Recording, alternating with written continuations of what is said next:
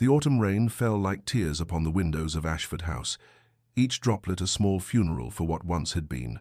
Inside the drawing room, where creditors had stripped the walls bare of ancestral portraits, Lady Eleanor Ashford stood with her hands folded before her, a portrait herself of dignified devastation.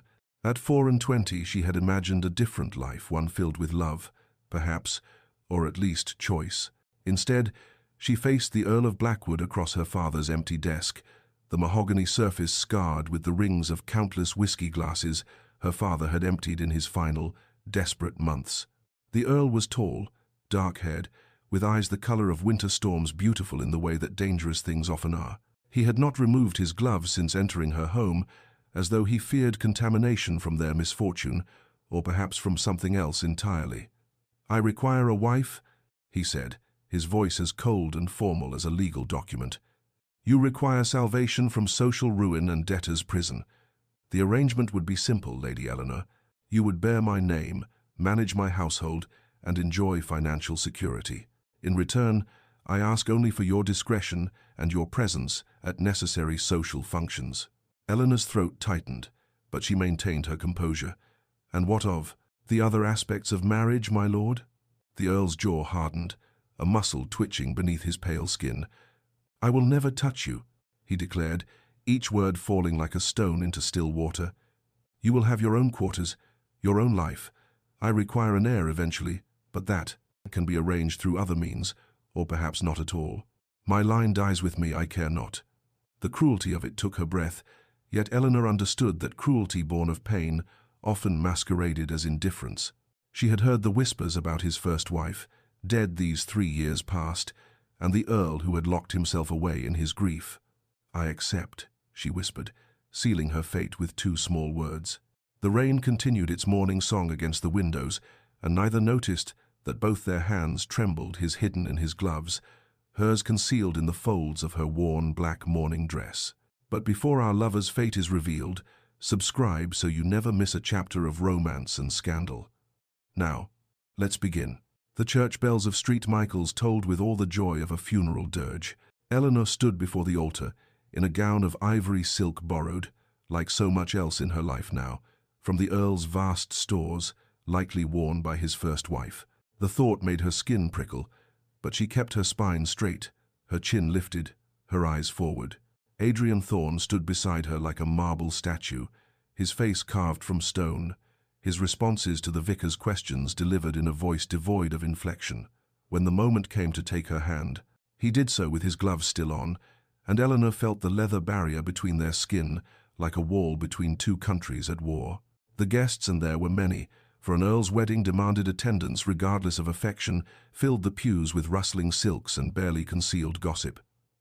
"Poor creature," one matron whispered behind her fan, "a business arrangement, nothing more." "They say he keeps his first wife's rooms locked," another added. "Shrine to the dead, curse upon the living." Eleanor heard it all, felt the weight of their pity and their fascination, but she did not falter. What Adrian Thorne could not know, standing rigid beside her, was that his coldness did not wound her as deeply as he perhaps intended. She had learned in her father's final days that people built walls around their pain, and the higher the wall, the greater the hurt it protected. As the vicar pronounced them man and wife, Adrian did not kiss her, merely inclined his head with the barest fraction of acknowledgement.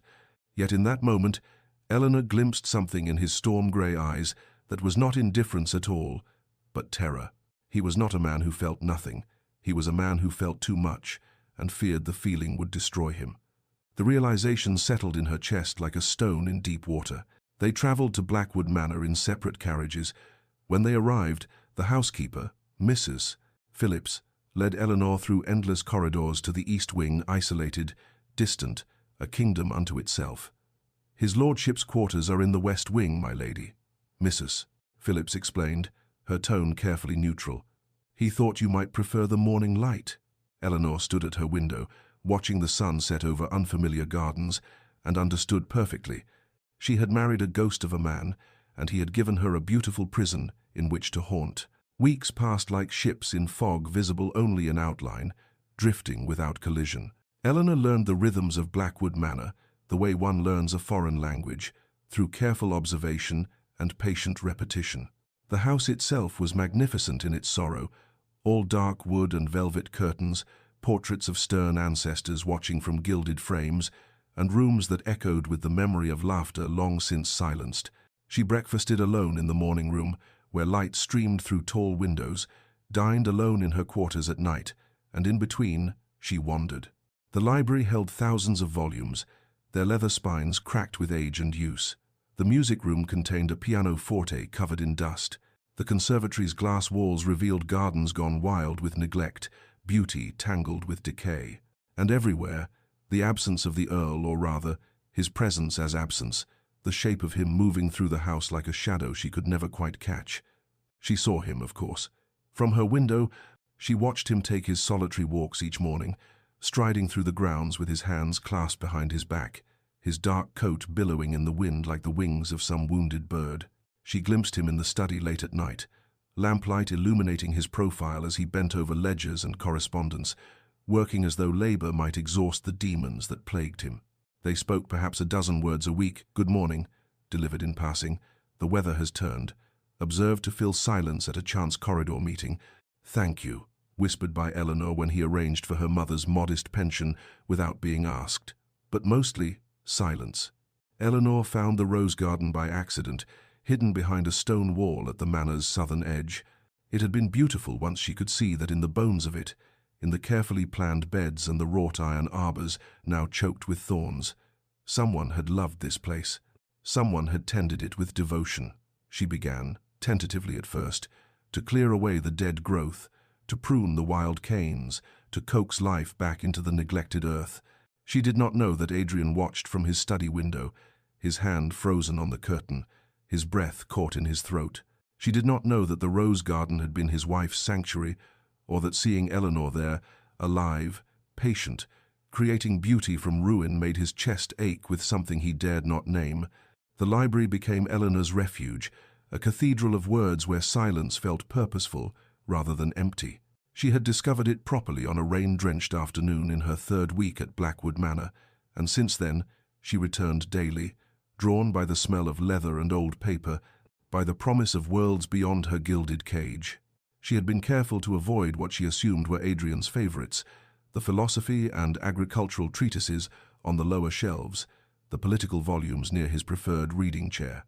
Instead, she gravitated toward the poetry, slim volumes tucked into corners like forgotten prayers.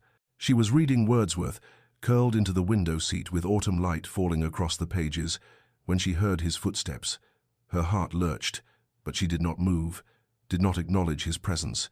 Perhaps he would simply take what he needed and leave, as he always did. That was her favorite. His voice cut through the silence like a blade through silk. Eleanor's fingers tightened on the book. She looked up to find Adrian standing in the doorway, still as a portrait, his face unreadable. I did not know, my lord." "I can return it to no." He moved into the room with the careful control of a man walking on ice. "You may read what you wish. The library is yours as much as mine." The politeness was excruciating, formal as a minuet. Eleanor closed the book, her thumb marking the page. She had excellent taste, she offered quietly, unsure whether to apologize or pretend ignorance.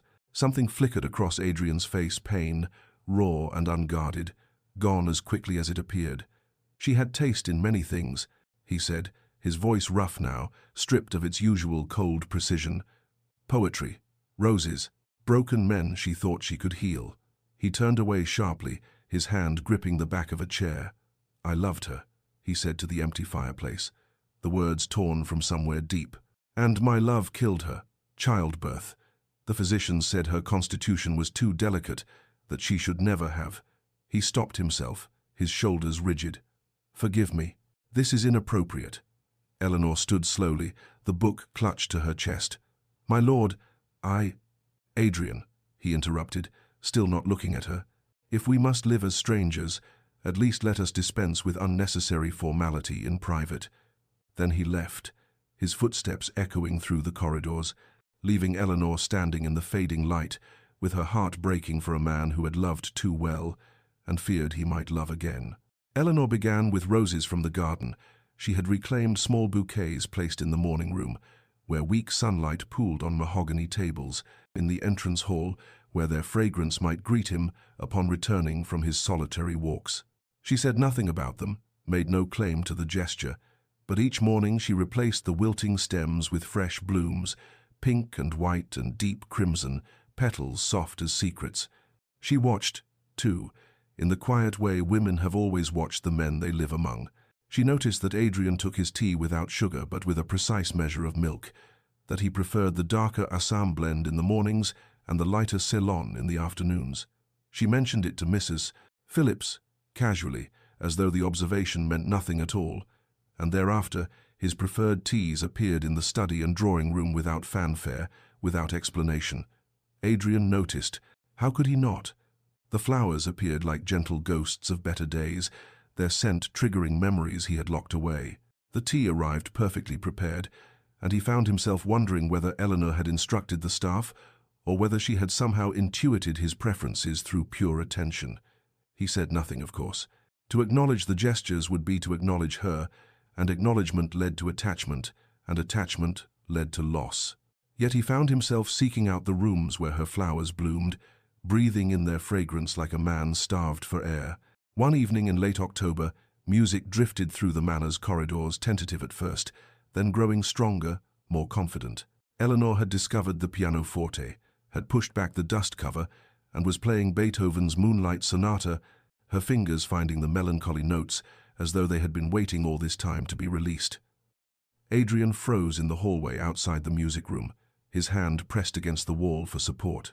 Catherine had played. Catherine had filled these rooms with music, had made the manor feel alive.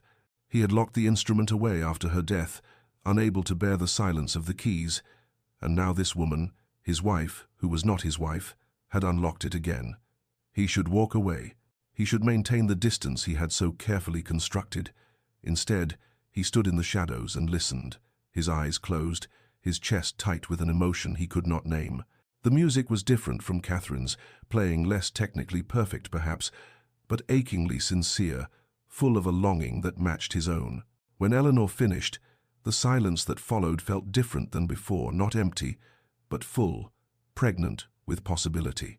Adrian retreated to his study before she could discover him, but something had shifted.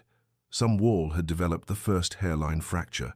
Eleanor had ventured beyond the manor's manicured grounds on a grey November morning, walking the lanes that connected the tenant farms to the estate proper. What she found troubled her deeply: cottages with roofs that leaked, children thin-faced and coughing, fields lying fallow because the families lacked seed for planting. She had managed her father's declining estate in his final years, had learned the delicate mathematics of land and labor, and she recognized neglect when she saw it. That evening, she did not wait for Adrian to retreat to his study. She intercepted him in the hallway outside the dining room, her spine straight, her resolve fortified by the memory of a young mother's hollow eyes. "My lord, I must speak with you about the tenant families." Adrian's expression shuttered immediately. "Mrs. Phillips handles household matters.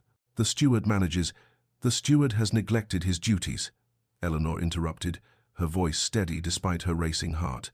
"The Dawson cottage has a roof that will not survive winter. The Mitchells have 3 children suffering from lung fever because of the damp. The western fields lie unplanted because your tenants cannot afford seed." His jaw tightened. "Lady Eleanor, you overstep. Estate management is not a woman's concern?" Her eyes flashed. "I managed Ashford's estates for 2 years before my father's death. I know land yields and crop rotations, tenant rights and fair rents. Your people are suffering, and whether you wish to acknowledge my existence or not, I am the Countess of Blackwood, and their welfare is my responsibility as much as yours." Adrian stared at her as though seeing her for the first time. This woman who had moved through his house like a whisper, now standing before him with the force of a storm. "You managed Ashford?" "Everything except the debts my father hid from me," she replied quietly. "I learned estate accounts at 15, my lord. I learned compassion far earlier." The silence stretched between them, taut as a violin string. Finally, Adrian spoke, his voice grudging. "What do you propose?" Eleanor pulled a folded paper from her pocket. She had come prepared. Roof repairs before the heavy snows, medical attention for the sick children, seed loans to be repaid after harvest. The cost would be minimal compared to losing productive families to disease or departure. He took the paper, his gloved fingers brushing hers briefly. He read it carefully, and something in his expression shifted respect, perhaps, or surprise, or the first crack in the armor he wore like a second skin. "Very well," he said finally. "Instruct the steward, and Lady Eleanor." He paused, his grey eyes meeting hers. "You did not overstep." The estate work became a bridge between their separate lives, narrow but traversable. Adrian began appearing at Eleanor's morning room with questions about tenant concerns, ledgers tucked under his arm, his manner still formal but no longer quite so cold. She would pour tea, the Assam he preferred, and they would discuss grain prices and drainage problems, their conversations practical, purposeful, safe. Yet gradually, inevitably, the boundaries softened. Adrian began seeking her opinion not just on tenant matters, but on broader estate decisions, whether to invest in new breeding stock, how to handle a dispute between neighboring families. Eleanor discovered that beneath his glacial exterior lived a mind both sharp and fair, a man who carried the weight of responsibility like a crown of thorns. Dinners, which had been solitary affairs, became shared occasions. Not every night, and never acknowledged as deliberate, but increasingly frequent. They sat at opposite ends of the long table at first, the distance between them vast enough to echo, but conversation, tentative, careful, began to fill the space. One evening, when Eleanor asked about the portraits in the gallery, Adrian spoke of his childhood, of a father whose expectations were impossible, and a mother who died too young. "I was groomed for duty," he said, his voice quiet, his fingers tracing the stem of his wineglass. Love was never part of the curriculum. Eleanor understood then the architecture of his loneliness. "My father loved me," she offered in return, "but he loved his vices more. I watched him destroy everything we had, and I could not stop him. I learned that love alone is not always enough to save someone." Adrian's eyes met hers across the candlelight, and something passed between them. Recognition, perhaps, that they were both survivors of different shipwrecks, clinging to different pieces of wreckage. The respect that grew between them was quiet but undeniable, built on competence and shared purpose, on late-night discussions about crop rotation that somehow became conversations about poetry, about loss, about the peculiar burden of inheriting broken things and trying to make them whole. Yet always, the distance remained. Adrian never removed his gloves in her presence. They never touched except in passing, and even then, accidentally. But Eleanor found herself watching for him, listening for his footsteps, and knew with a certainty that terrified her.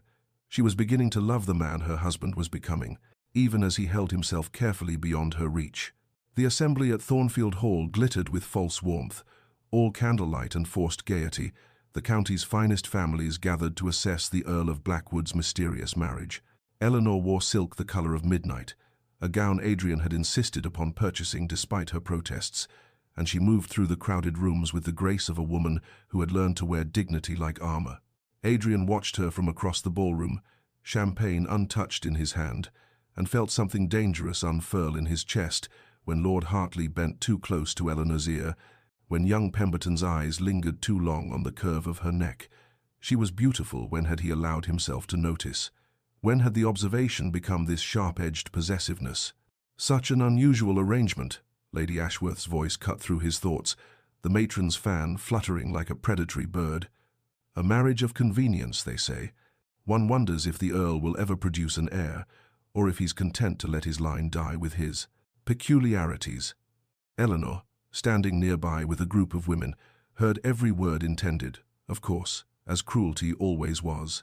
Adrian saw her fingers tighten briefly on her glass, saw the moment of pain flash across her face before she schooled it into serenity. "I find," Eleanor said clearly, her voice carrying, "that the quality of a marriage is measured not by public displays, but by private respect. Those who must advertise their happiness often have little of substance to show."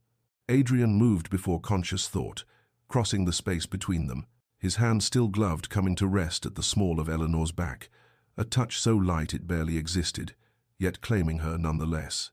"My wife speaks wisely," he said, his voice cold as winter frost, his eyes fixed on Lady Ashworth. "Perhaps if more marriages were founded on respect rather than performance, there would be fewer miserable souls seeking entertainment in others' private affairs." The silence that followed was profound. Adrian escorted Eleanor to the carriage shortly after, both of them trembling with unspent emotion. In the darkness of the carriage, as they rounded a corner, his hand slipped against hers, no gloves now. He'd removed them in his agitation, skin against skin, for the first time since their wedding. Both pulled away as though burned, but Eleanor felt the ghost of his warmth long after, and Adrian stared at his hand in the darkness, wondering how such brief contact could feel like salvation and damnation at once. Autumn deepened into winter's approach, and Blackwood Manor transformed in ways both visible and invisible.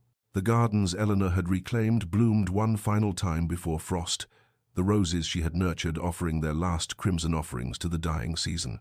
But more than the grounds had changed, the house itself felt different, as though the walls had learned to breathe again, as though light found corners that had been dark for years.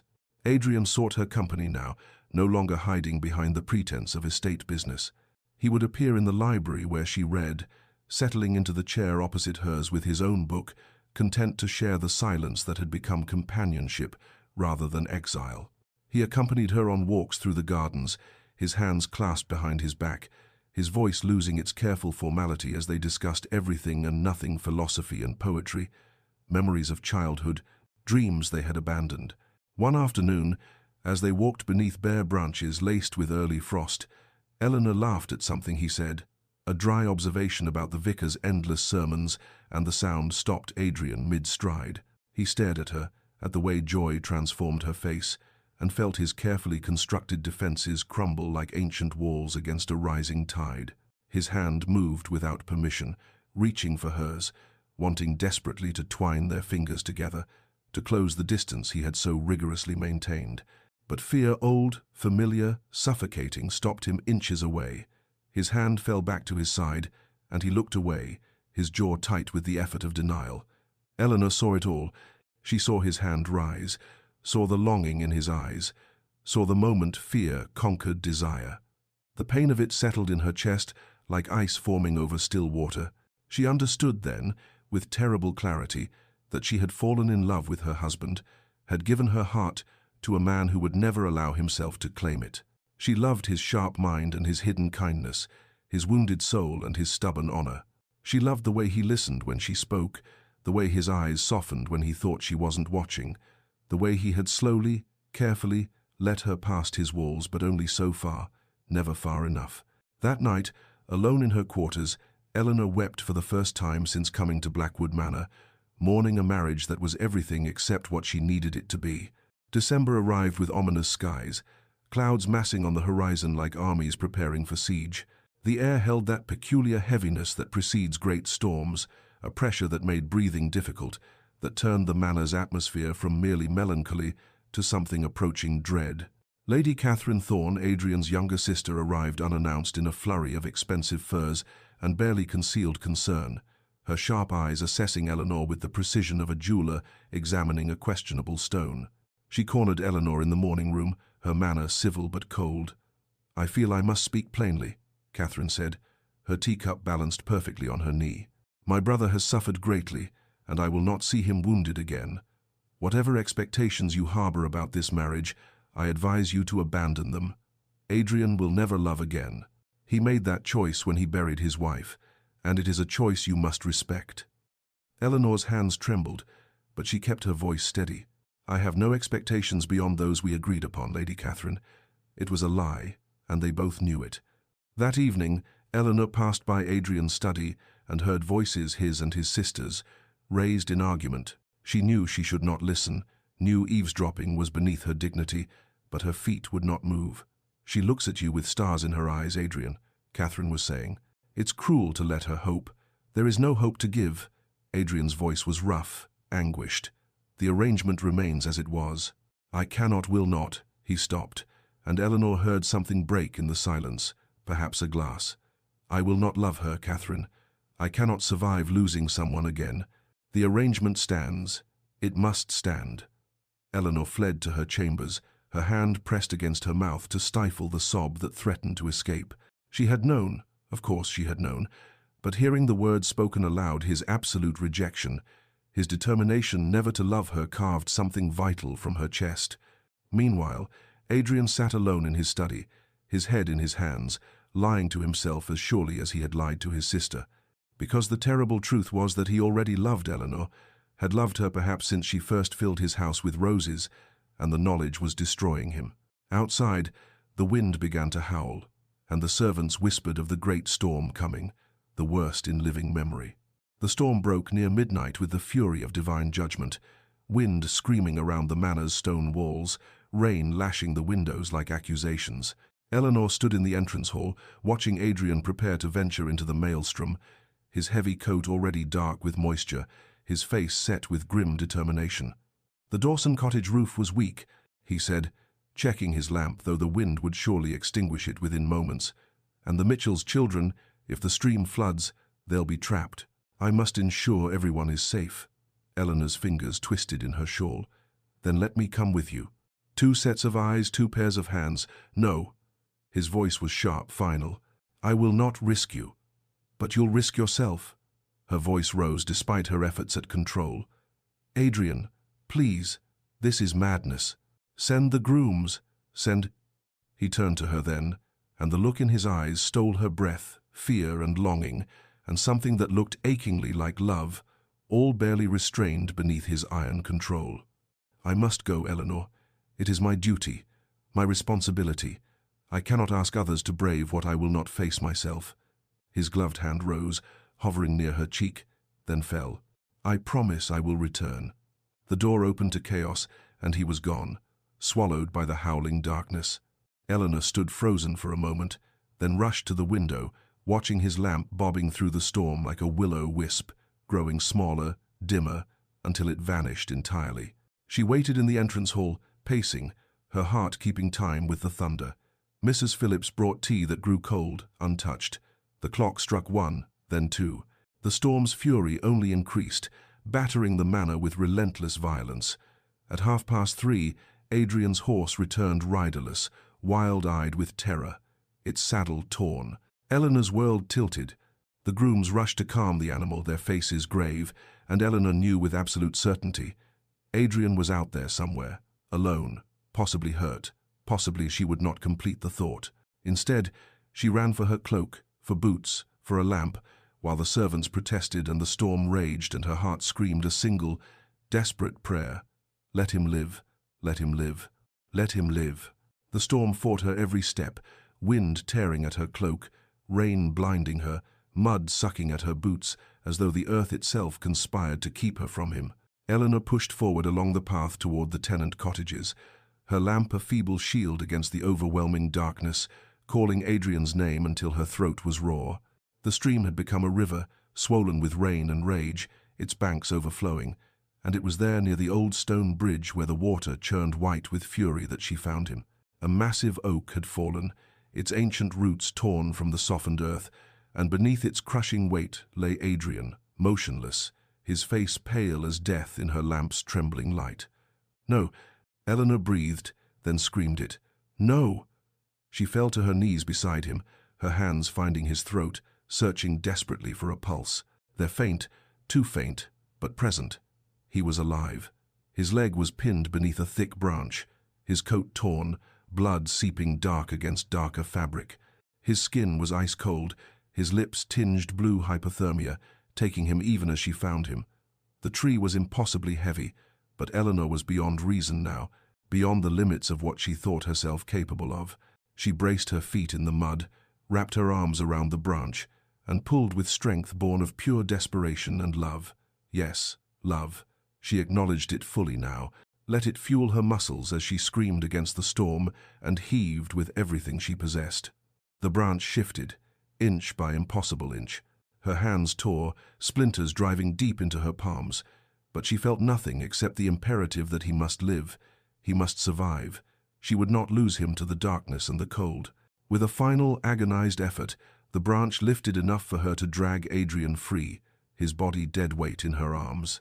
She collapsed beside him, gasping, weeping, her hands moving over him to assess the damage his leg bent at a wrong angle, a gash across his temple, his breathing shallow and labored. The manor was too far, the storm too violent. She had to find shelter, had to get him warm, or they would both die here by this furious stream. She saw it then, the old groundskeeper's cottage, barely visible through the rain, abandoned but standing. Shelter, survival, hope. Eleanor half-carried, half-dragged Adrian through the last desperate yards to the cottage, her strength fueled by terror and determination, her body screaming protests she refused to acknowledge. The door yielded to her shoulder, and they tumbled inside, out of the storm's teeth, into darkness that felt almost peaceful by comparison. She had no time for relief. Adrian's breathing was dangerously shallow, his skin like marble beneath her trembling fingers. Eleanor's hands moved with purpose, born of necessity. She had nursed her father through his final illness, had learned the practical ministrations that propriety usually denied gentlewomen. She stripped away Adrian's sodden coat and waistcoat, her ruined hands fumbling with buttons and fabric, past caring about impropriety when death waited in the wings. The cottage held remnants of its former life, a few sticks of furniture, moth-eaten blankets in a trunk, most blessedly a small store of wood beside a serviceable hearth. Eleanor coaxed fire from flint with bleeding fingers, each spark a small prayer, until flames caught and grew, pushing back the cold and darkness. She wrapped Adrian in every blanket she could find, chafed his hands and feet, cleaned the wound on his temple with strips torn from her petticoat. His leg she could not set properly, but she bound it as best she could, whispering apologies when he groaned in unconscious pain. Through the long night, as the storm battered the cottage and the fire burned low and was rebuilt, Adrian drifted in the grey country between consciousness and oblivion. He spoke in fragments, his voice broken and desperate. "Catherine," he called first, and Eleanor's heart clenched. "Catherine, forgive me. I should have protected you, should have kept you safe." Then later, as fever took him, "Eleanor, Eleanor, don't leave, please. I cannot lose." His hand clutched at air, searching, and Eleanor caught it, held it between both of hers despite the agony in her torn palms. "I'm here," she whispered fiercely. "I'm here, Adrian. I won't leave you." She understood then, with the clarity that comes in darkness before dawn, that his fear was not of loving but of the inevitable loss that followed love, that he had built his walls not from cruelty but from a grief so profound he believed it would destroy him to feel it again. He loved her, she knew it now with absolute certainty, and that love terrified him more than any storm. Dawn broke grey and exhausted, the storm having spent its fury somewhere in the darkest hours, leaving behind a world washed clean and strangely silent.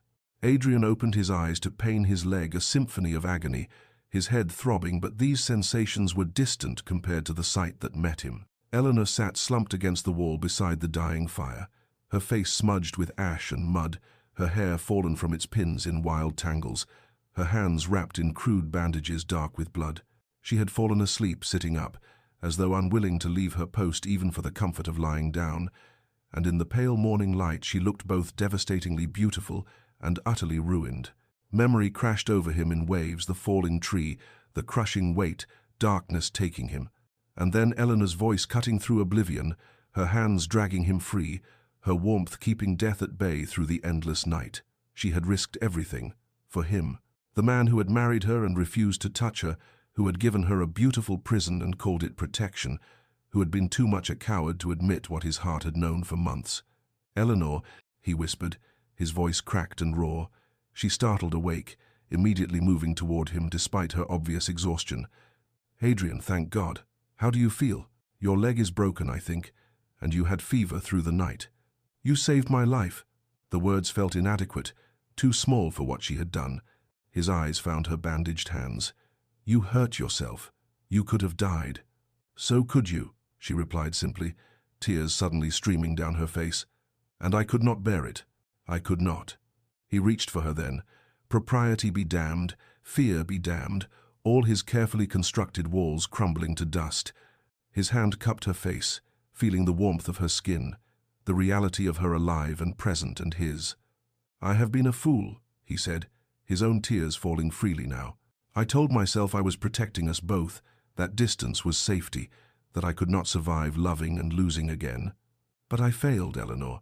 I fell in love with you despite every vow I made, and the fear of losing you has been slowly destroying me." His voice broke. "I love you. God help me. I love you so desperately that the thought of a world without you is unbearable. And I have wasted so much time." They returned to Blackwood Manor as dawn fully broke. Adrian carried on a makeshift litter by grooms who had searched through the night. Eleanor walking beside him with her ruined hands and her heart full of fragile hope. The physician came, set Adrian's leg properly, dosed him with laudanum for the pain, and prescribed rest. Eleanor hovered in the doorway of his chambers until Mrs. Phillips gently suggested she should rest as well, should tend her own wounds, and she retreated to her quarters feeling unmoored, uncertain whether the words spoken in that cottage had been truth or merely fever's lies. 3 days passed, then 4. Adrian remained sequestered in his chambers, recovering, and Eleanor told herself his absence was reasonable, necessary for healing. But when he finally emerged, pale and leaning on a cane, he did not seek her out. He nodded politely when they passed in corridors, thanked her formally for her quick thinking during the storm, and retreated to his study as though nothing had changed between them, as though he had not held her face and confessed love with tears streaming down his cheeks. Eleanor felt herself fracturing. Had she imagined the desperate tenderness in his voice? Had the confession been nothing more than delirium, words that meant everything to her but nothing to him? She watched him withdraw behind his walls again, watched him rebuild the distance between them brick by careful brick, and the pain of it was worse than his initial coldness had ever been, because now she knew what they could have, and he was choosing to deny it. The household staff whispered, their concerned glances following Eleanor through rooms that felt emptier than they ever had before. Mrs. Phillips brought her tea she could not drink. The gardener mentioned that the roses would need winter protection, and Eleanor could not find it in herself to care. By the 7th day, as December snow began to fall and Adrian still avoided her eyes, Eleanor understood with perfect clarity. She could not live this half-life, suspended between hope and despair, loving a man who would not or could not love her in return. Something had to break, or she would. Eleanor found him in the library at twilight, the room shadowed and cold, despite the fire burning in the grate.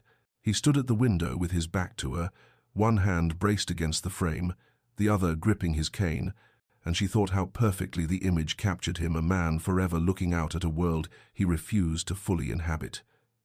"Adrian," she said, and her voice did not waver, though her hands trembled. "We must speak." He did not turn. "Eleanor, if this is about your hands, the physician assured me they will heal without. It is not about my hands."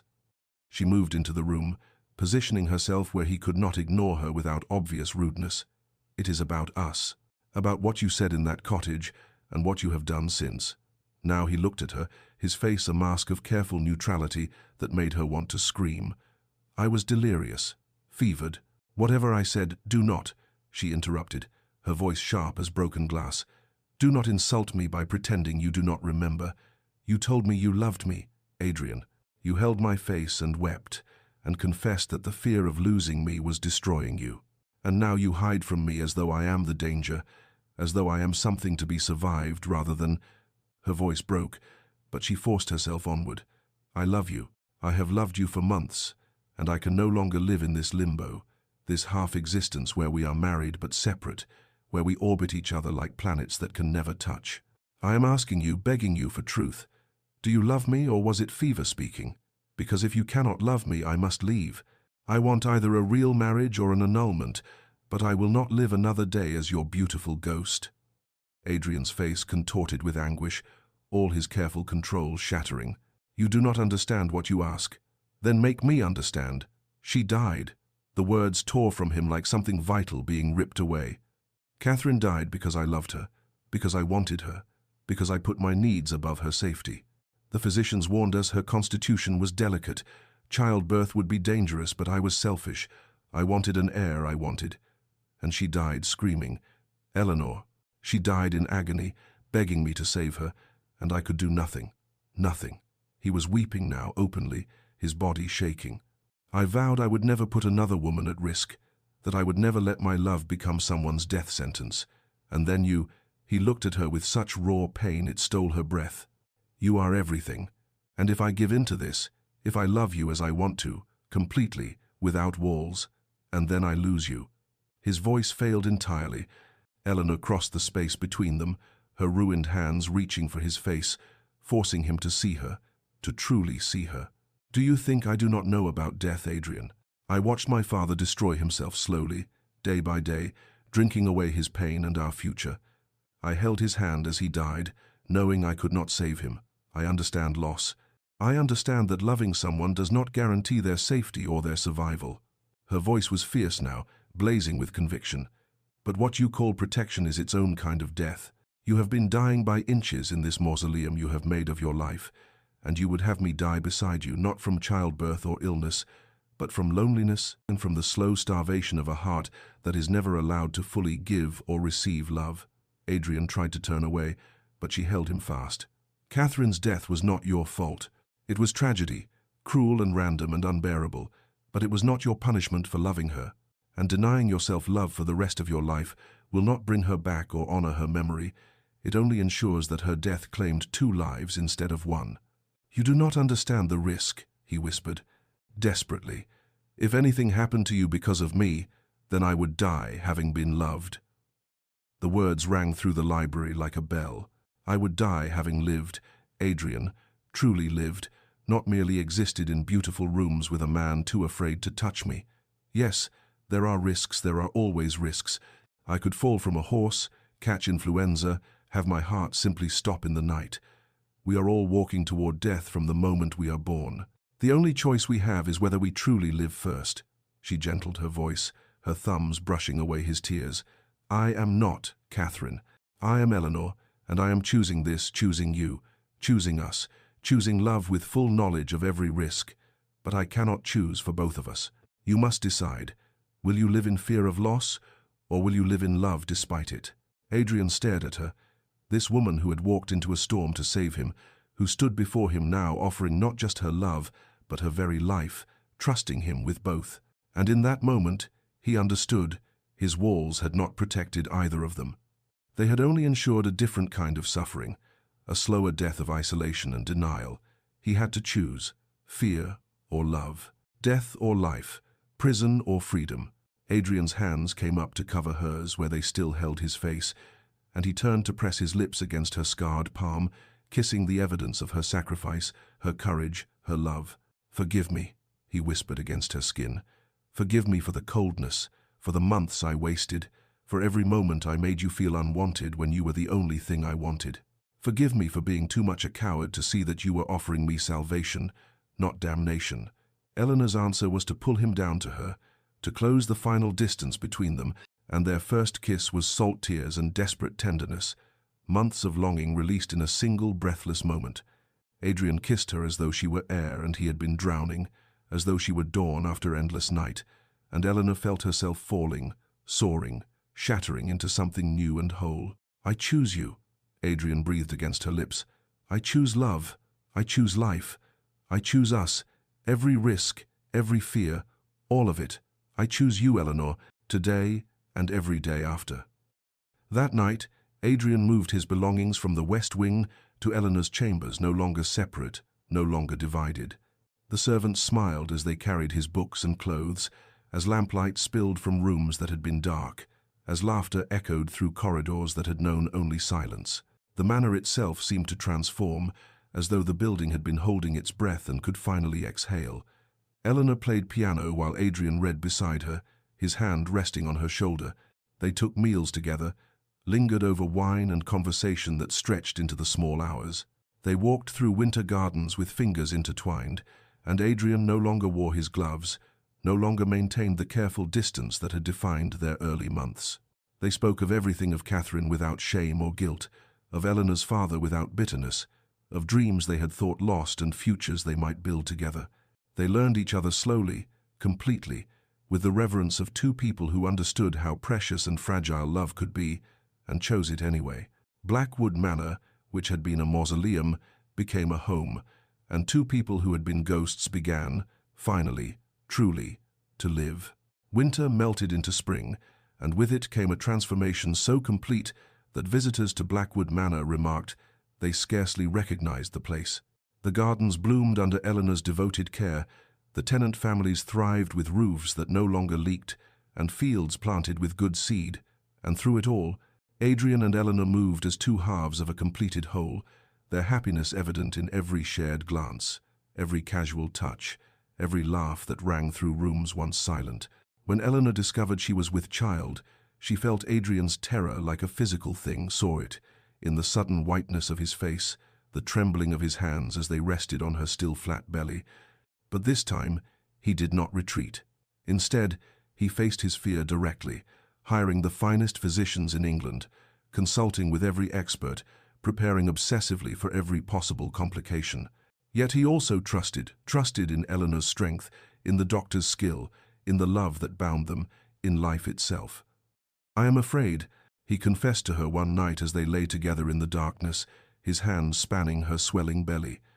"Every moment, I am terrified, but I would not trade this fear for the emptiness we had before. Whatever comes, we face it together." Eleanor's labor came with the first roses of summer, long and difficult but not dangerous, and when their daughter finally arrived, red-faced and furious and perfectly, gloriously alive, Adrian wept as he had wept in that storm-battered cottage, but these were different tears entirely. He held his daughter with shaking hands, this tiny creature who represented everything he had feared and everything he had learned to hope for, and felt the last chains of his old grief finally, completely, break. "Her name?" Eleanor asked softly from the bed, exhausted but radiant. "Hope," Adrian whispered, pressing his lips to the baby's forehead.